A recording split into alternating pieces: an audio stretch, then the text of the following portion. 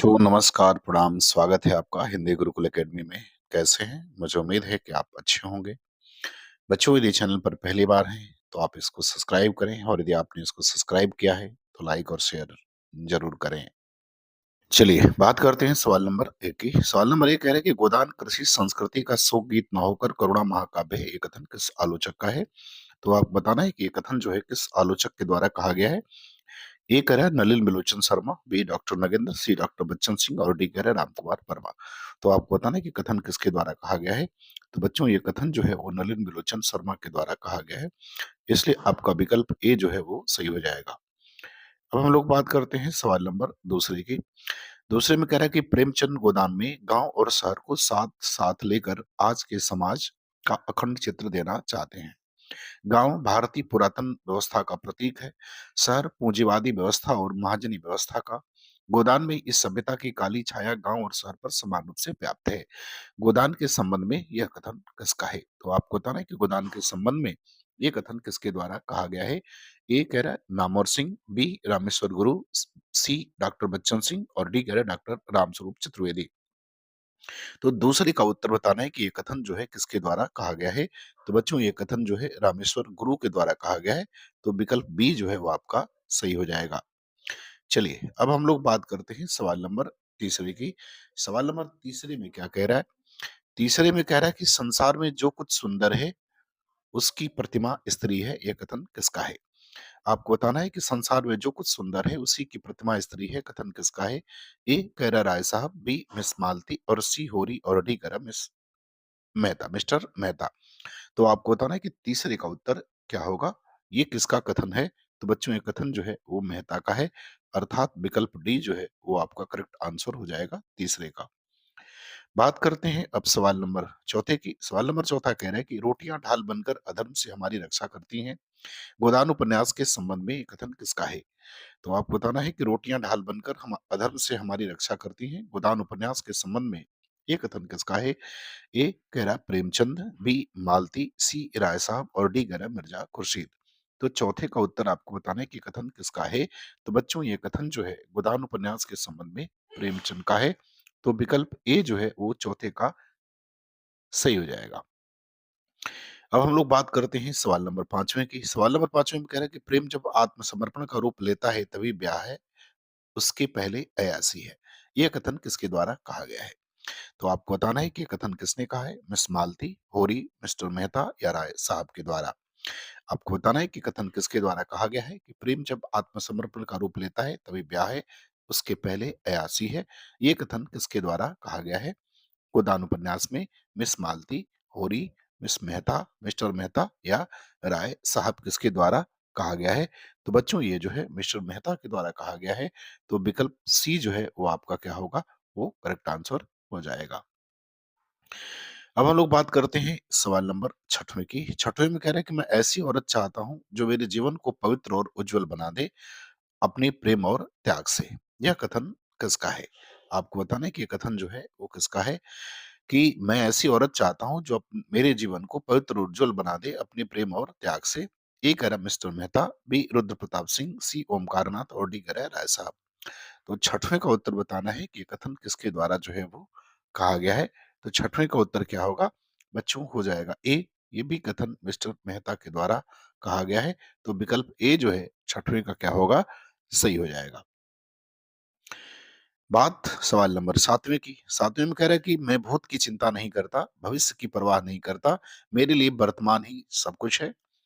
गोदान में यह कथन किसके द्वारा कहा गया है? तो आपको बताना है कि गोदान उपन्यास में यह कथन किसके द्वारा कहा गया है। ए कह रहा राय साहब, बी मिस्टर मेहता, सी ओमकारनाथ और डी कह रहा मिस तनखा। तो आपको बताना है कि कथन जो है गोदान उपन्यास में किसके द्वारा कहा गया है। तो बच्चों गोदान उपन्यास में यह कथन भी मिस्टर मेहता के द्वारा कहा गया है। तो विकल्प बी जो है वो आपका क्या होगा, वो सही हो जाएगा। बात सवाल नंबर आठवें की। आठवें में कह रहे हैं कि खेती किसानी में जो मर्जाद है मजदूर में नहीं। यह कथन किसका है? आपको ये बताना है कि खेती किसानी में जो मर्जाद है मजदूर में नहीं। ये कथन किसका है? ए होरी, बी कह रहा गोबर, सी धनिया और डी भोला। तो आपको बताना है कि कथन किसके द्वारा कहा गया है।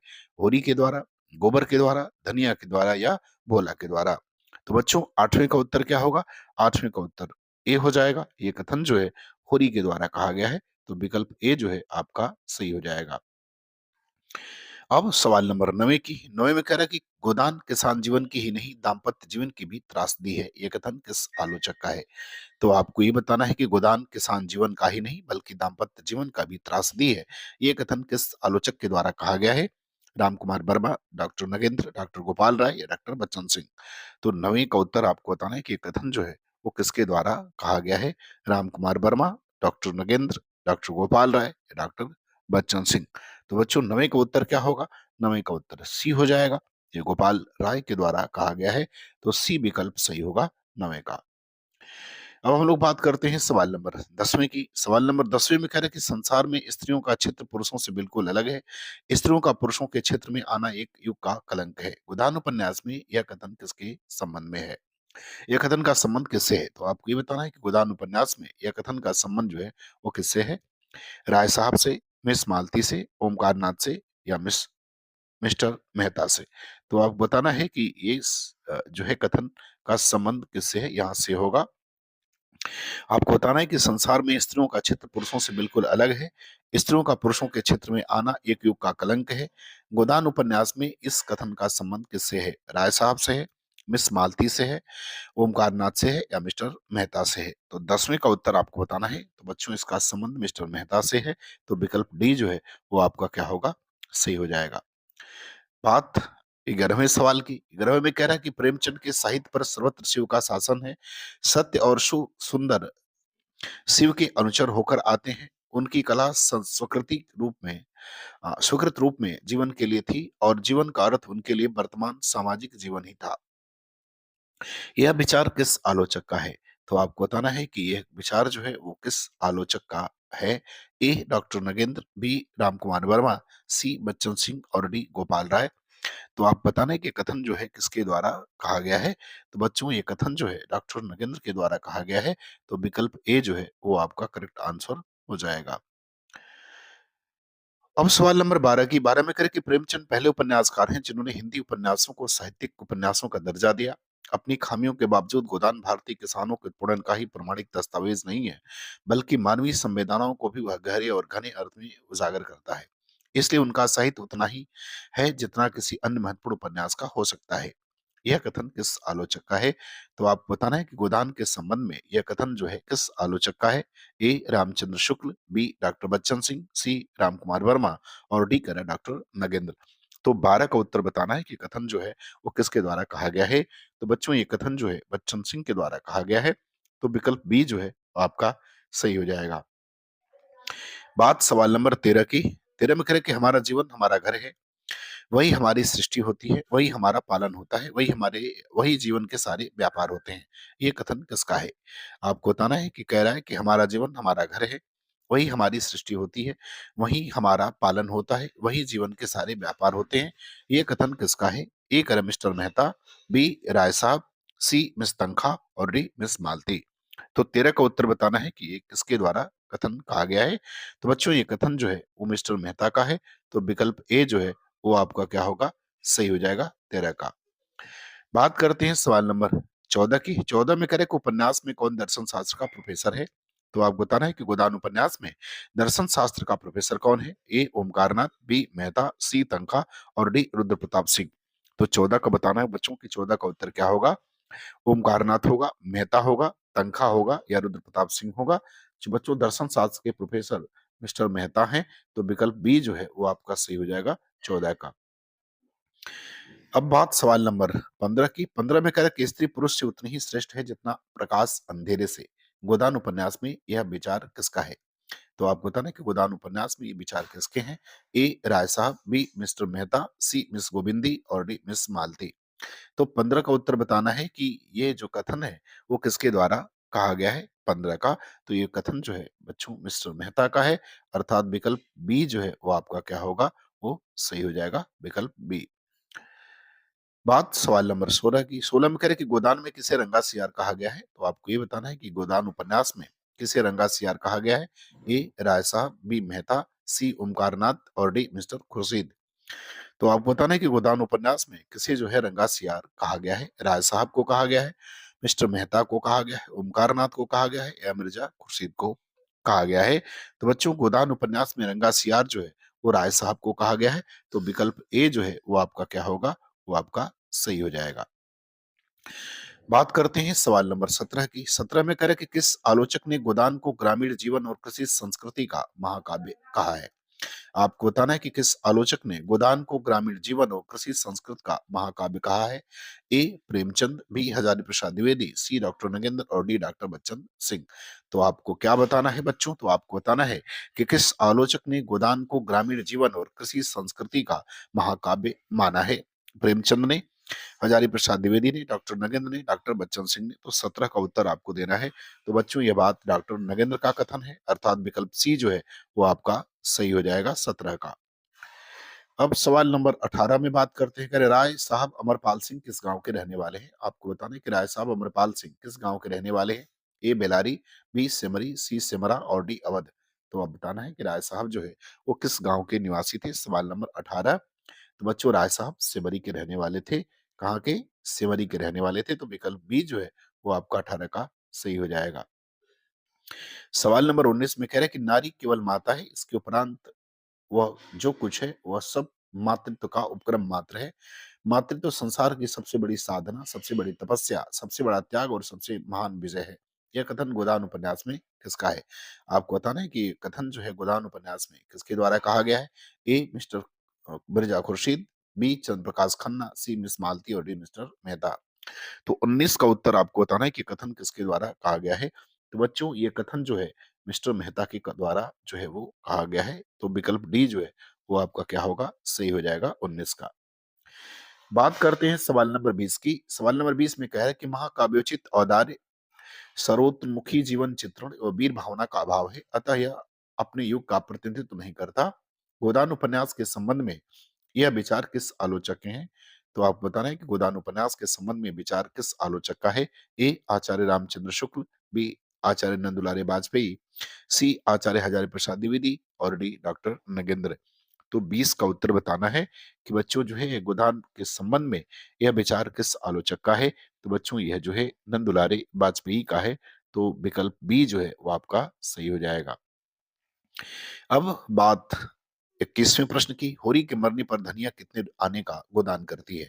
तो आपको बताना है कि होरी के मरने पर धनिया कितने आने का गोदान करती है? 10 आने का, 20 आने का, 30 आने का या 8 आने का। तो आपको बताना है कि होरी के मरने पर धनिया जो है कितने आने का गोदान करती है? तो सवाल नंबर 21 का, तो बच्चों 20 आने का गोदान करती है। तो विकल्प बी जो है वो क्या हो जाएगा, वो सही हो जाएगा। बात करते हैं सवाल नंबर 22 की। 22 कह रहा है कि झुनिया को घर में रखने के कारण धनिया को पंचायत ने कितना जुर्माना लगाया? तो आपको बताना है कि झुनिया को घर में रखने के लिए, घर में होगा यहाँ, ने नहीं है, घर में। हाँ, घर में रखने के कारण धनिया को पंचायत ने कितना जुर्माना लगाया? ए कह रहा है 4 मन अनाज और 200 रुपए, बी कह रहा है 30 मन अनाज और 100 रुपए, सी कह रहा है 1 मन अनाज और 200 रुपए और डी कह रहा है 2 मन अनाज और 200 रुपए। तो आपको बताना है कि झुनिया को घर में रखने के कारण धनिया को पंचायत ने कितना जुर्माना लगाया था? तो सवाल नंबर 22 का उत्तर देना है। तो बच्चों जुर्माने की जो राशि थी वो 30 मन अनाज और 100 रुपए की राशि थी, अर्थात विकल्प बी जो है वो आपका करेक्ट आंसर हो जाएगा 22 का। अब सवाल नंबर 23 की बात करते हैं। 23 में कह रहे कि राय साहब उन हिंसक पशुओं में से हैं जो गरजने और गुर्राने के बदले मीठी बोली बोलना सीख गए हैं। शिकार तो अपनी हाथ जान से हाथ धोता ही है, लेकिन मीठी बोली सुनता हुआ। यह कथन किस आलोचक का है? तो आप बताना है कि ये कथन जो है किस आलोचक के द्वारा गोदान उपन्यास में के बारे में कहा गया है? ए आचार्य Ramchandra Shukla, B doctor Ramvilas Sharma, C doctor Nagendra और डी कह रहा है डॉक्टर नामवर सिंह। तो 23 का उत्तर बताना है कि ये कथन जो है किसके द्वारा कहा गया है? तो बच्चों यह कथन जो है वो रामविलास शर्मा ने कहा है। रामविलास शर्मा के द्वारा यह कहा गया है। तो ये रामविलास शर्मा है, उनके कथन है। चलिए बात 24वें सवाल की। कह रहा है कि प्रेमचंद चाहते थे कि भारत की शिक्षित स्त्रियां पारिवारिक बंधन में न पड़कर पुरुषों के देश सेवा के लिए प्रेरणा दें और स्वयं भी मैदान में आकर समाज की सेवा करें। मालती उनकी इस महत्वाकांक्षा को रूपायित करती है। यह विचार किस आलोचक का है? तो आपको ये बताना है कि यह विचार जो है किस आलोचक के द्वारा कहा गया है? ए आचार्य हजारी प्रसाद द्विवेदी, बी डॉक्टर गोपाल राय, सी डॉक्टर नगेंद्र और डी डॉक्टर नामवर सिंह। तो 24 का उत्तर बताना है कि यह जो है विचार हैं वो किस आलोचक के विचार हैं। तो 24 का उत्तर क्या हो जाएगा? बच्चों ये विचार जो है वो गोपाल राय का है, अर्थात विकल्प बी जो है वो आपका सही हो जाएगा 24 का। बात करते हैं हम लोग सवाल नंबर 25वें की। 25 में कह रहे हैं कि ऊँट नए युग का मायाजाल है, मरीचिका है, कलंक है, धोखा है, उसके चक्कर में पड़कर आप इधर की होंगी न उधर की, ये कथन किसका है? तो आपको बताना है कि ऊँट नए युग का मायाजाल है, मरीचिका है, कलंक है, धोखा है, उसके चक्कर में पड़कर आप न इधर की होंगी न उधर की, ये कथन किसके द्वारा कहा गया है? ए मिस्टर मेहता, बी ओमकारनाथ, सी मिस्टर और डी रुद्र प्रताप सिंह। तो 25 का उत्तर बताना है बच्चों कि 25 का उत्तर क्या होगा? तो बच्चों 25 का उत्तर हो जाएगा मिस्टर मेहता, अर्थात विकल्प ए जो है वो आपका सही हो जाएगा। बात सवाल नंबर 26 की। करक निम्नलिखित में से गांव का सबसे धनी व्यक्ति कौन है? तो आपको ये बताना है कि गोदान उपन्यास के में जो गांव वर्णित है उसमें सबसे धनी व्यक्ति कौन है? ए पटेश्वरी, बी मंगरू साहू, सी झिंगुरी सिंह और डी नौखेराम। तो आपको बताना है कि इस गांव का सबसे धनी व्यक्ति कौन है? तो 26 का उत्तर बताना है कि क्या होगा? तो बच्चों 26 का उत्तर हो जाएगा मंगरू साहू। ये गांव का सबसे धनी व्यक्ति है, उस गांव का जिस गांव में होरी का घर है। चलिए बात करते हैं सवाल नंबर 27 की। 27 में कह रहा है कि सेवा और त्याग की देवी, जबान की तेज पर मोम जैसा हृदय, पैसे पैसे के पीछे प्राण देने वाली, पर मर्यादा रक्षा के लिए अपना सर्वस्व होम कर देने वाली, कर देने को तैयार है। यह विचार गोदान उपन्यास के संबंध में किस आलोचक का है? तो आपको बताना है कि यह गोदान उपन्यास के संबंध में यह विचार किसके हैं?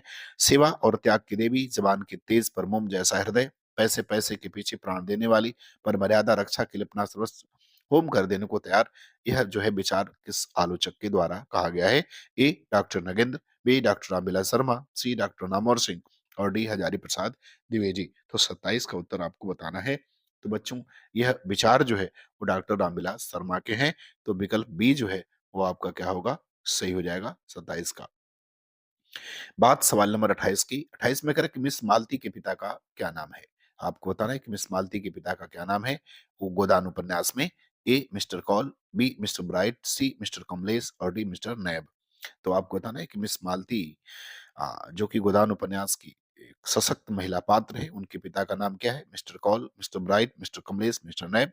तो बच्चों मालती के पिता का नाम मिस्टर कॉल है। तो विकल्प ए जो है वो आपका करेक्ट आंसर हो जाएगा सवाल नंबर 28 का। बात सवाल नंबर 29 की। 29 करें कि धनी कौन होता है? इसका कोई विचार नहीं करता, वह जो अपने कौशल से दूसरों को बेवकूफ बना सकता है। यह विचार किन दो पात्रों के मध्य हुआ है? तो आपको बताना है कि यह जो विचार है किन दो पात्रों के मध्य हुआ है? कि धनी कौन होता है? इसका कोई विचार नहीं करता, वह जो अपने कौशल से दूसरों को क्या बना सकता है? बेवकूफ बना सकता है। तो यह विचार किन दो पात्रों के मध्य हुआ है? पत्रों के मध्य नहीं, पात्रों के मध्य होगा ना, किन दो पात्रों के मध्य होगा? तो ये पत्रों नहीं है, ये पात्रों हैं। पात्रों के मध्य हुआ है। ए कह रहा है होरी और धनिया, बी गोविंदी और मेहता, सी राय साहब और मेहता और डी कह रहा है अमरपाल और मेहता। तो 29 का उत्तर बताना है कि बच्चों 29 का उत्तर क्या होगा? तो बच्चों ये जो कथन है, यह जो है गोविंदी और मेहता के मध्य हुआ है। तो विकल्प बी जो है आपका 29 का क्या होगा? सही हो जाएगा। चलिए बात करते हैं सवाल नंबर 30 की। 30 में कह रहा है कि होरी के लड़के गोबर में प्रेमाश्रय के बलराज की सी दृढ़ता न हो, तब भी वह नए जमाने की रोशनी देख चुका है। चाहे गांव में खेती करे, चाहे शहर में मजदूरी, वह दूसरों का अन्याय बर्दाश्त करने के लिए तैयार नहीं है। यह कथन किस आलोचक का है? तो आपको ये बताना है कि गोदान उपन्यास के संबंध में यह कथन जो है वो किस आलोचक के द्वारा कहा गया है? ए रामविलास शर्मा, बी आचार्य रामचंद्र शुक्ल, सी डॉक्टर नगेंद्र और डी डॉक्टर नामवर सिंह। तो आपको बताना है कि गोबर के संबंध में ये जो विचार है वो किस आलोचक के द्वारा कहे गए हैं? रामविलास शर्मा के द्वारा, शुक्ल जी के द्वारा, डॉक्टर नगेंद्र के द्वारा या डॉक्टर नामवर सिंह के द्वारा। तो 30वें का उत्तर बताना है। तो बच्चों 30वें का उत्तर हो जाएगा रामविलास शर्मा, अर्थात विकल्प ए जो है वो आपका करेक्ट आंसर हो जाएगा। बात करते हैं सवाल नंबर 31 की। भोला की कितनी संतानें हैं? तो आपको बताना है कि गोदान उपन्यास में भोला की कितनी संतानें हैं? ए कह रहा है 2, बी 3, सी 4 और डी 5। तो आपको बताना है कि गोदान उपन्यास में भोला की कितनी संतानें हैं? 2 हैं, 3 हैं, 4 हैं या 5 हैं? तो 31 का उत्तर आपको बताना है। तो बच्चों भोला की कुल 3 संतानें थी, 2 लड़का और 1 लड़की। तो विकल्प बी जो है वो सही हो जाएगा। बात सवाल नंबर 32 की। सरोज वरदा किसकी बहनें हैं? आपको बताना है कि सरोज और वरदा किसकी बहनें हैं? मेहता की, मिर्जा खुर्शीद की, मिस मालती की या राय साहब की? तो आपको बताना है कि सरोज और वरदा किसकी बहनें हैं? मेहता की हैं, खुर्शीद की हैं, मालती की हैं या राय साहब की हैं? तो बच्चों सरोज और वरदा ये मालती की बहनें हैं, तो विकल्प सी जो है वो सही हो जाएगा। बात 33वें सवाल की, कह रहा है सिमरी से लखनऊ की दूरी कितनी है? तो आपको ये बताना है कि गोदान उपन्यास में सिमरी से लखनऊ की दूरी कितनी है? 10 कोस, 4 कोस, 30 कोस या 20 कोस? तो आपको 33 नंबर सवाल का उत्तर बताना है कि गोदान उपन्यास में सिमरी और लखनऊ की दूरी कितनी बताई गई है? 10 कोस, 4 कोस, 30 कोस, 3 कोस या 20 कोस? तो सवाल नंबर 33 का उत्तर क्या होगा? तो बच्चों 33 का उत्तर हो जाएगा डी, कुल 20 कोस की दूरी बताई गई है, तो विकल्प डी जो है वो करेक्ट हो जाएगा। बात करते हैं सवाल नंबर 34 की। 34 में करें कि आश्चर्य अज्ञान का दूसरा नाम है, गोदान में ये कथन किसका है? आपको ये बताना है कि आश्चर्य अज्ञान का दूसरा नाम है, गोदान में ये कथन किसका है? ए मिस्टर मेहता, बी राय साहब, सी मिर्जा खुर्शीद और डी ओमकारनाथ। तो आपको बताना है कि आश्चर्य अज्ञान का दूसरा नाम है, गोदान में ये कथन किसका है? मिस्टर मेहता, राय साहब, मिर्जा खुर्शीद, ओमकारनाथ। तो 34 का उत्तर बताना है क्या होगा? तो बच्चों 34 का उत्तर हो जाएगा विकल्प ए, मिस्टर मेहता का कथन है, तो ए विकल्प सही हो जाएगा। बात सवाल नंबर 35 की। 35 में कह रहे कि माँ बाप को भगवान ने दिया हो तो खुशी से जितना चाहे लड़की को दे, मैं मना नहीं करती, लेकिन जब वह पैसे पैसे को तंग हो रहे हैं, आज महाजन नालिश करके नीलाम करा ले तो कल मजूरी करनी पड़ेगी। तो कन्या का धर्म यही है कि डूब मरे, घर की जमीन जायदाद तो बच जाएगी, रोटी का सहारा तो रह जाएगा। यह कथन किन दो पात्रों के मध्य हुआ है? तो आपको बताना है कि ये किन दो पात्रों के मध्य हुआ है, पत्रों नहीं है, ये पात्रों हैं। किन दो पात्रों के मध्य हुआ है? होरी और धनिया, गोबर और जुनिया, सोना और सिलिया, इनमें से कोई नहीं। तो आपको बताना है कि ये जो कथन है, ये किन दो पात्रों के मध्य हुआ है? होरी और धनिया, गोबर और जुनिया, सोना और सिलिया या इनमें से कोई नहीं। तो 35वें का उत्तर बताना है। तो बच्चों ये कथन जो है सोना और सिलिया के मध्य हो रहा है, तो यह बातचीत जो है वो सोना और सिलिया के मध्य हुई है। चलिए बात करते हैं सवाल नंबर 36 की। 36 में कह रहा है कि मोटे वह होते हैं जिन्हें न ऋण का सोच होता है न इज्जत का, इस जमाने में मोटा होना बेहयाई है, 100 को दुबला करके तब एक मोटा होता है, ऐसे मोटेपन में क्या सुख? सुख तो जब है कि सभी मोटे हों। यह कथन कौन किससे कहता है? तो आपको बताना है कि गोदान उपन्यास में यह कथन कौन जो है वो किससे कह रहा है? ए कह रहा होरी धनिया से, बी मेहता होरी से, सी राय साहब होरी से और डी होरी हीरा से। तो आपको बताना है कि ये जो कथन है, ये जो बातचीत है, किन दो पात्रों के मध्य हो रही है और कौन यह बात किससे कह रहा है? तो सवाल नंबर 36 का उत्तर आपको देना है कि यह कथन जो है किसके द्वारा और किससे जो है वो कहा गया है। तो बच्चों यह जो है होरी बात हीरा से कहता है, तो विकल्प डी जो है वो आपका क्या होगा? वो सही हो जाएगा। तो विकल्प डी जो है वो आपका सही होगा। तो 36 का विकल्प डी जो है वो सही हो जाएगा। अब बात करते हैं सवाल नंबर 37 की। 37 में करें कि नारी हृदय धरती के समान है, जिससे मिठास भी मिल सकती है, कड़वापन भी, उसके अंदर पड़ने वाले बीज में जैसी शक्ति हो। यह कथन किसने किससे कहा है? तो आपको बताना है कि कथन जो है किसने किससे कहा है? मेहता ने होरी से, राय साहब अमरपाल से, मेहता गोविंदी से और मेहता मालती से। तो आपको बताना है कि यह कथन जो है किसने किससे कहा है? सवाल नंबर 37 का उत्तर आपको देना है। तो बच्चों ये कथन जो है मेहता गोविंदी से कहता है। तो मेहता का कथन किससे है? गोविंदी से है। तो विकल्प सी जो है 37 का सही हो जाएगा। बात सवाल नंबर 38 की। 38 में कह रहा है कि बहुत करके तो मर्द ही औरत को बिगाड़ते हैं, जब मर्द इधर-उधर ताक-झाँक करेगा तो औरत भी आँख लड़ाएगी। मर्द दूसरी औरत के पीछे दौड़ेगा तो औरत भी ज़रूर मर्दों के पीछे दौड़ेगी। मर्द का हरजाईपन औरत को भी उतना ही बुरा लगता है जितना औरत का मर्द को। गोदान में यह कथन किसने किससे कहा है? तो आपको बताना है कि गोदान उपन्यास में ये जो कथन है वो कौन किससे कह रहा है? होरी धनिया से, झुनिया गोबर से, सिलिया माता दीन से और डी इनमें से कोई नहीं। तो आपको ये बताना है कि ये कथन जो है वो कौन किससे कह रहा है? तो बच्चों ये कथन झुनिया जो है वो गोबर से कहती है, तो विकल्प बी जो है वो आपका क्या होगा? सही हो जाएगा 38 का। ठीक है? चलिए आगे देखते हैं 39वें नंबर सवाल पर। कह रहे रूप के चौखट पर बड़े-बड़े महावीर नाक रगड़ते हैं, ये कथन किसका है? आपको ये बताना है कि रूप के चौखट पर बड़े-बड़े महावीर नाक रगड़ते हैं, ये कथन किसका है? तो आपको बताना है कि गोदान उपन्यास में ये कथन कौन कह रहा है? ए कह रहा है मालती, बी राय साहब, सी कामनी और डी कह रहा है मिस्टर मेहता। तो आपको बताना है कि रूप के चौखट पर बड़े-बड़े महावीर नाक रगड़ते हैं, ये कथन किसका है? तो बच्चों ये कथन जो है वो मिस्टर मेहता का है। विकल्प डी जो है आपका क्या होगा? सही हो जाएगा 39 का। तो अब बात करते हैं सवाल नंबर 40 की। सवाल 40 में कह रहा है कि निम्नलिखित में से किस पात्र को मालती से अपने दाम्पत्य जीवन को खतरा महसूस होता है? तो आपको बताना है कि इसमें से कौन-सा ऐसा पात्र है जिसको मालती से अपने दाम्पत्य जीवन को खतरा महसूस होता है? धनिया को महसूस होता है, कि झुनिया को होता है, गोविंदी को होता है, कि वरदा को होता है? तो आपको बताना है कि इसमें से इन विकल्पों में से वो कौन-सा पात्र है जिसको मालती से अपने दाम्पत्य जीवन को खतरा महसूस होता है? तो वो पात्र जो है वो गोविंदी है, इसको जो है मालती से अपने दाम्पत्य जीवन को खतरा महसूस होता है। तो विकल्प सी जो है वो आपका सही हो जाएगा। सवाल नंबर 41 की बात करते हैं। लखनऊ में गोबर और झुनिया की पड़ोसी कौन है? आपको ये बताना है कि लखनऊ में गोबर और झुनिया की पड़ोसी कौन है? ए मेहता, बी मालती, सी ममता और जी डी चूहिया। तो आपको बताना है कि लखनऊ में गोबर और झुनिया की पड़ोसी कौन है? मेहता है, मालती है, ममता है या चूहिया है? तो बच्चों लखनऊ में झुनिया की जो पड़ोसी हैं वो चूहिया है। कौन है? चूहिया है। तो विकल्प डी जो है 41 का सही हो जाएगा। बात 42वें सवाल की करें। मैं इस सिद्धांत का समर्थक हूं कि संसार में छोटे बड़े हमेशा रहेंगे और उन्हें हमेशा रहना चाहिए। इसे मिटाने की चेष्टा करना मानव जाति के सर्वनाश का कारण होगा।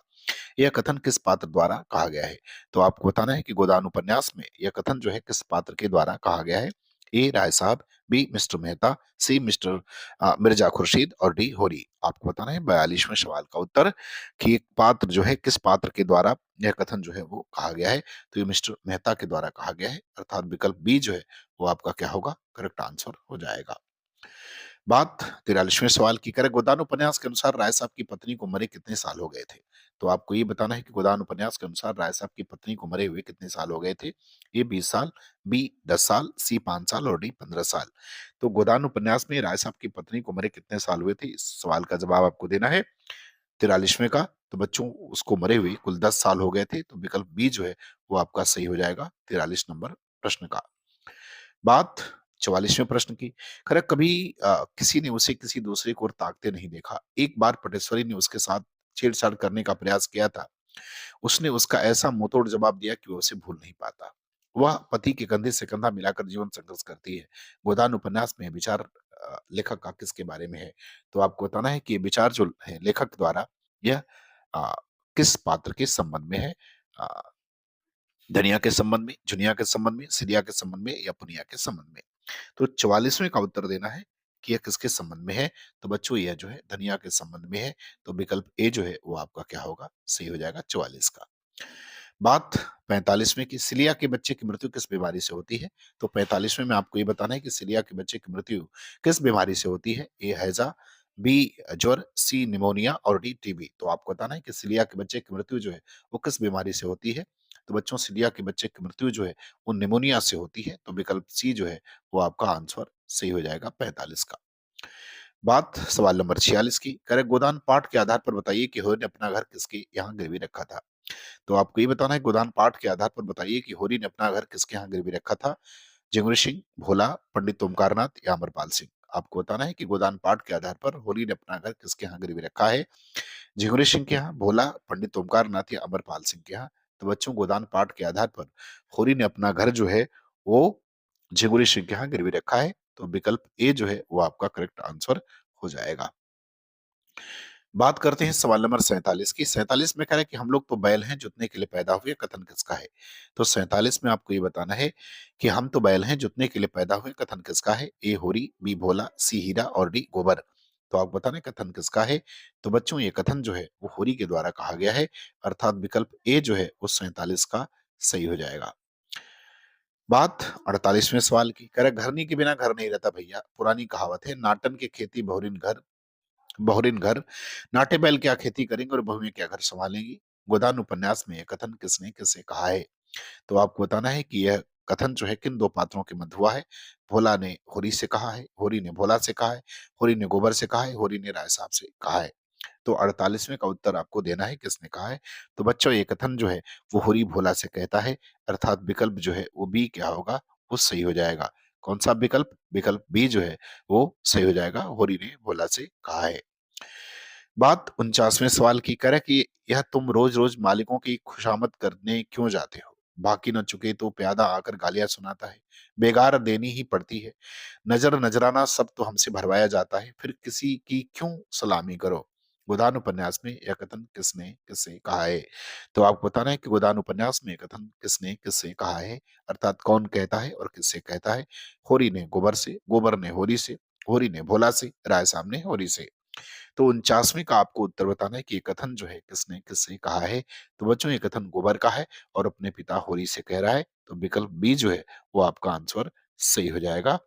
बच्चों मुझे उम्मीद है कि आपको ये वीडियो पसंद आएगी। अगर आपको अच्छा लगे तो आप लाइक और सब्सक्राइब जरूर करें। धन्यवाद।